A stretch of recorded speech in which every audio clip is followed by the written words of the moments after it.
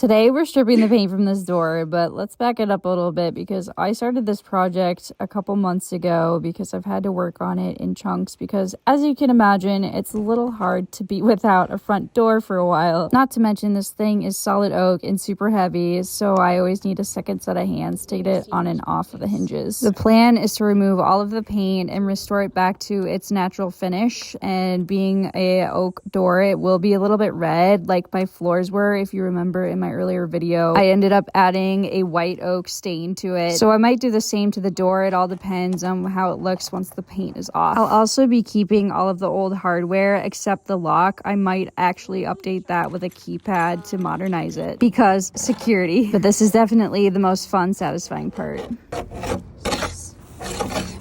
It seriously only took a couple minutes of having the stripper sit on there before the paint started coming right off. Same goes for all of the hardware. It didn't take long for it to sit. But the real hard work begins with taking the varnish off. We're just using some denatured alcohol to do that. But I've heard alcohol can actually dry out the wood and it's best to just sand it. So definitely debatable on the method here. On this day we ran out of time, so we only got part of it done with the alcohol, taking the varnish off. So now that it's hung again, I think I'm just gonna sand it while it's on the hinges because that's definitely easiest by myself.